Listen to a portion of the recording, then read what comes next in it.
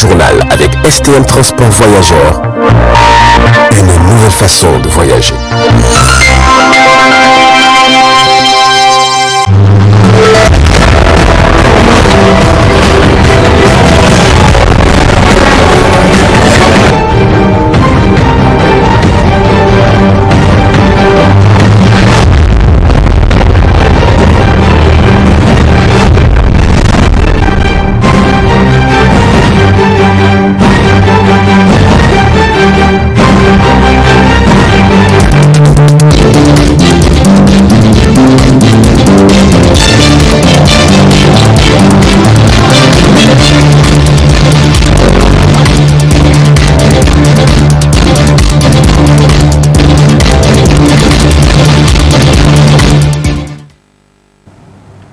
Monsieur, dames, bonsoir et bienvenue au 20h15 de la télévision Tambara.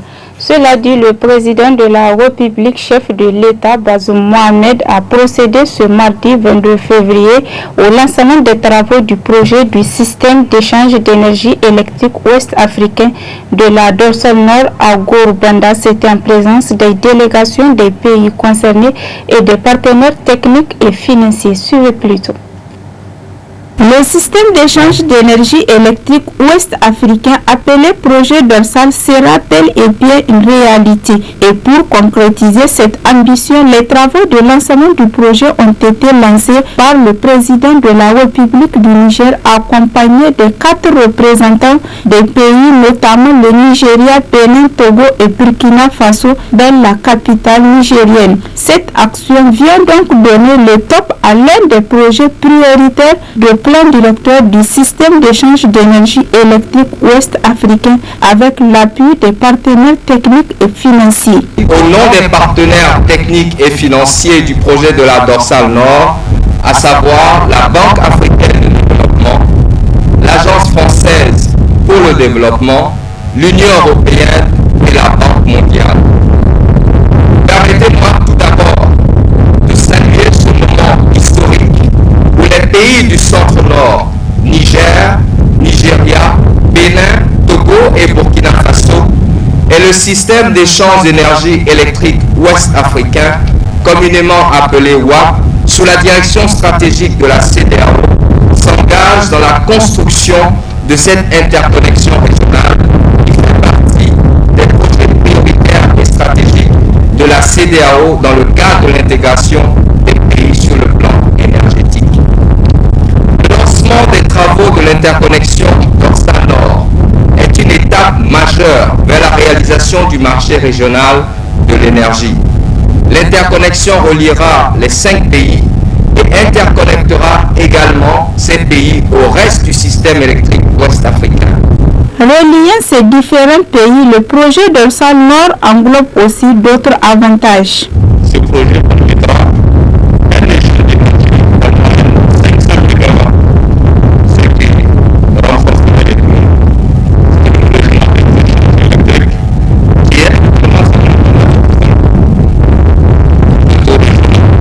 de chaque pays.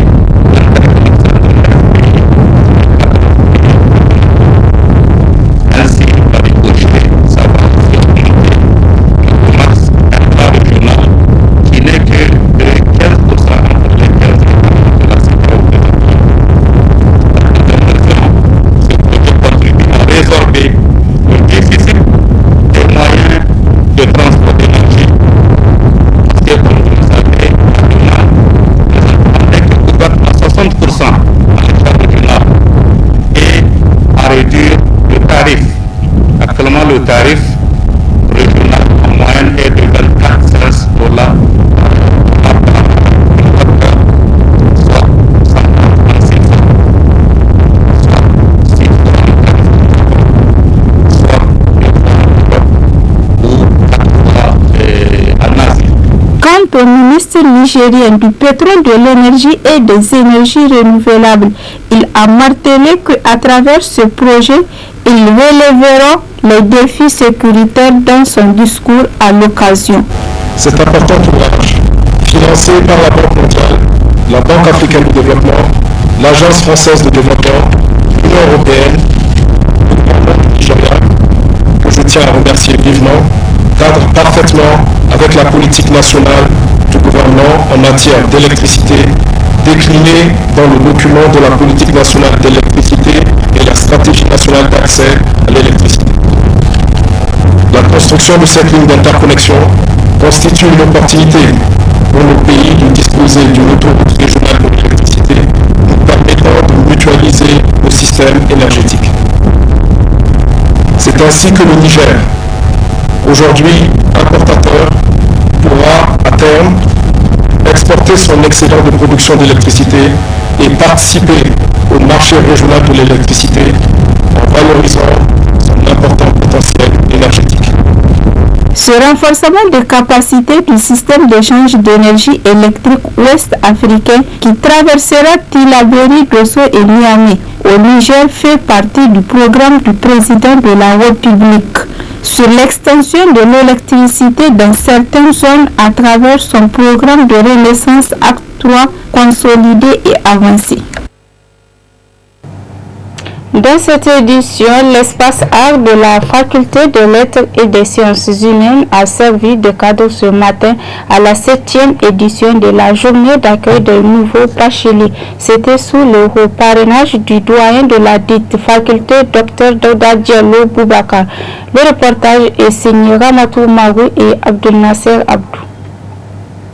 Comme à l'accoutumée, chaque année, la délégation générale des étudiants à la faculté des lettres et sciences humaines Flèche, en tant que structure syndicale, accueille au sein de la faculté les nouveaux bacheliers, afin de créer un cadre d'échange et de partage avec les nouveaux bacheliers. Le thème retenu pour cette 7e édition de la journée d'accueil des nouveaux bacheliers est les déterminants de la réussite à l'université K de la faculté des lettres et sciences humaines. Il faut le dire, les nouveaux bacheliers ne connaissent pas les réalités de l'université.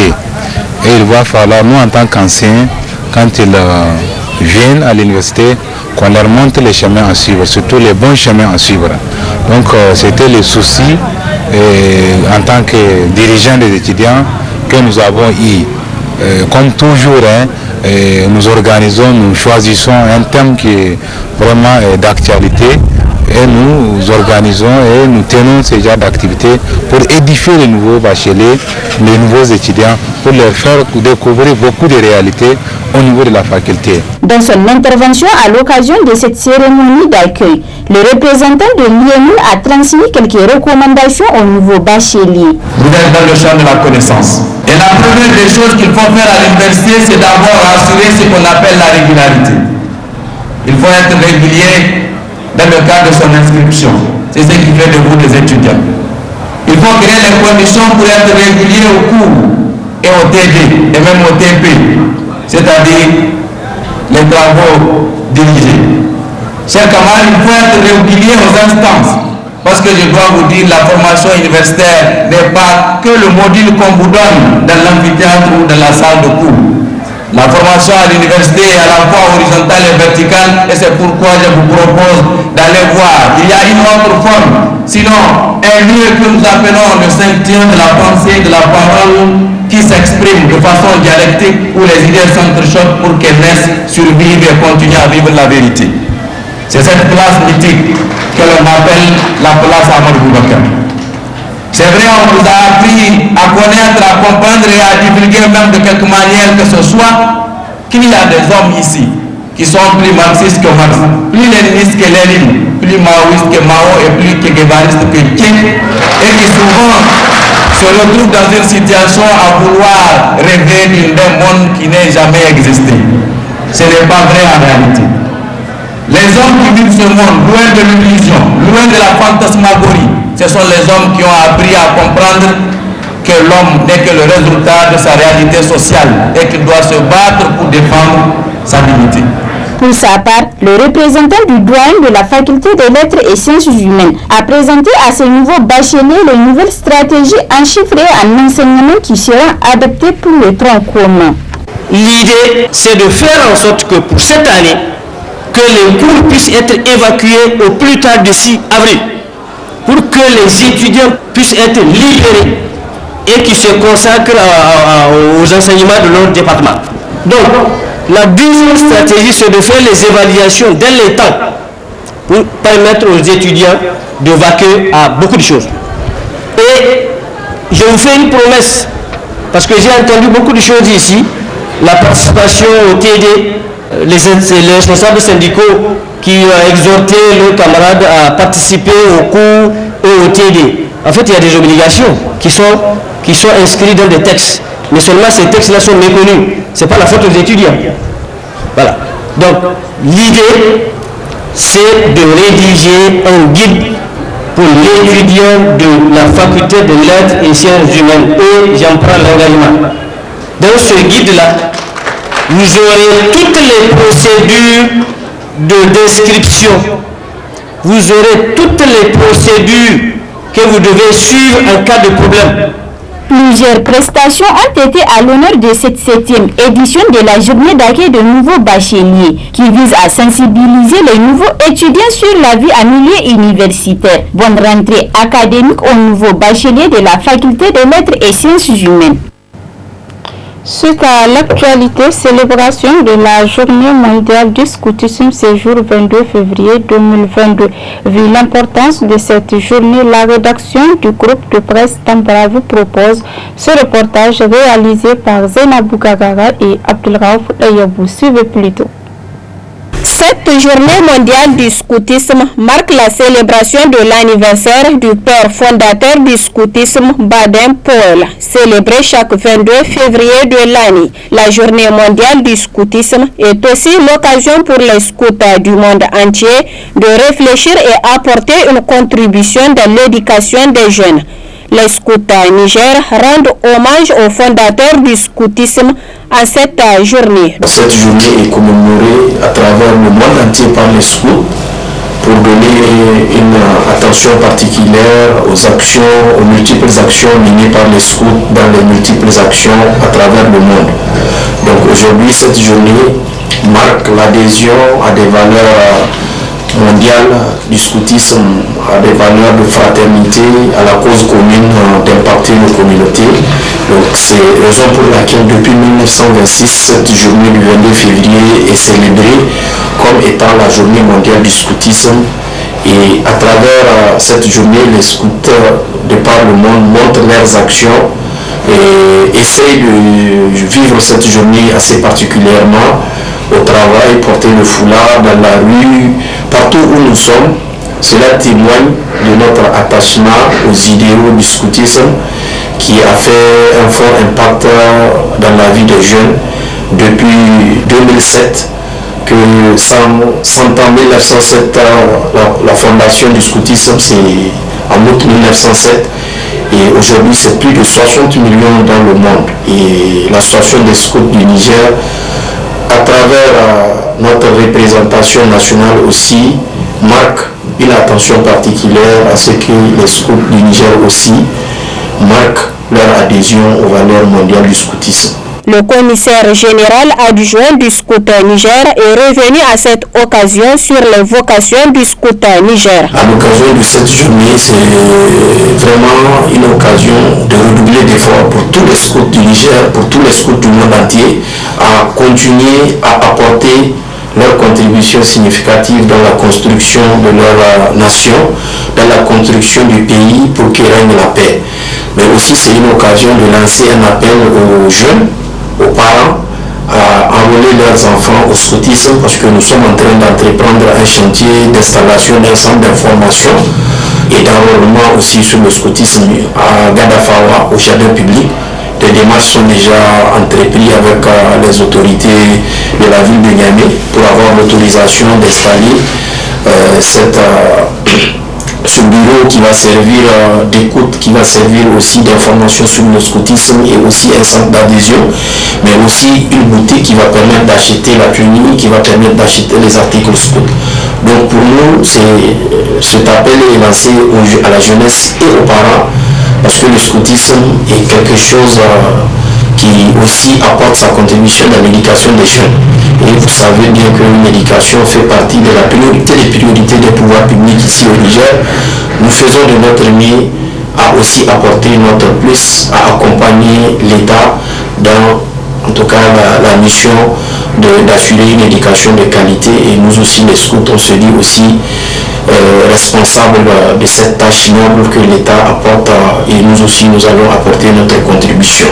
Il faudrait rappeler que le scoutisme est un moyen efficace qui contribue à la politique du gouvernement en formant, sensibilisant et éduquant les citoyens nigériens en général et la jeunesse en particulier, afin qu'ils puissent être autonomes et responsables. En prélude à la 14e édition de la journée récréative qu'organise le groupement des femmes Ibadouraman le 26 février 2022 au Musée national Boubou Hama, nous nous sommes entretenus avec les organisatrices de cet événement annuel. Elles nous ont fait le point de préparatifs à suivre également de cette édition. Chaque année, on organise une journée récréative des femmes et des enfants. Pour préparer cette journée, on fait plusieurs activités. D'abord, dans un premier temps, chaque membre donne 5% de son revenu. Avec tout ça, là, on a vu que pour faire le fonçage d'un puits ou bien d'un forage, ça demande beaucoup de ressources. Donc, on s'est dit, on va faire plusieurs activités qui vont nous permettre d'avoir beaucoup d'argent.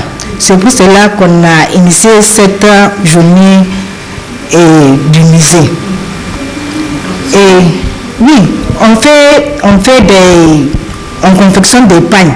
Les pagnes là, les 3 pagnes sont à 10 000. Tout ça là, c'est dans le fonçage des puits. Et on confectionne aussi des bracelets qui se vendent à 1 000 francs l'unité. En ville et le jour du musée, c'est avec ce bracelet-là que tu rentres le jour de la journée du musée. Et c'est le jour du musée, de la journée-là, qu'on arrive à avoir les ressources pour faire les puits et les forages. Nous sommes en termes d'édition, non, parce que l'année passée, à cause de la pandémie, on n'a pas pu faire la journée.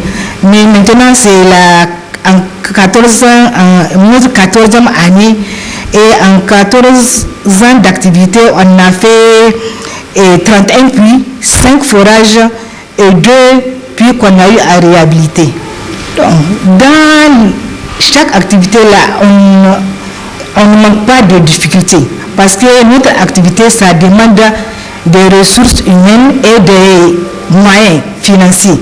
Donc pour mobiliser tout ça là, il faut beaucoup travailler pour avoir les gens, pour appeler les gens, pour qu'ils savent que ce travail-là, ce n'est pas pour nous-mêmes, c'est pour la Oumma et c'est pour la population. Et le travail-là, c'est pour Allah. C'est Allah qui va récompenser les gens. Le bracelet que tu achètes là, ça rentre dans le fonçage et tu seras récompensé. Et même le pain, si tu achètes, tu seras récompensé. Tout ce que tu finances dans la journée là, tu seras récompensé. Oui, il y a des innovations, il y a des jeux de chameaux, des jeux de chevaux, des tableaux à peindre, et il y a aussi la lecture du Coran. On a eu même la semaine passée à faire le concours culinaire. Oui, je demande à mes soeurs musulmanes, les femmes et les enfants, et les enfants de 0 à 12 ans, parce qu'on n'aime pas voir les adolescents garçons parmi les femmes, de sortir massivement le 26 février 2022 pour venir au musée national pour voir tout ce qui va se passer. Il y aura beaucoup de jeux, il y aura plusieurs activités. Le jour-là, il y a une innovation parce qu'il y aura le don de sang. Ça aussi, c'est une œuvre qui permet aux gens d'avoir l'agrément d'Allah. Monsieur Dan, bonsoir, et c'est ici que s'achève cette édition d'information. Au revoir.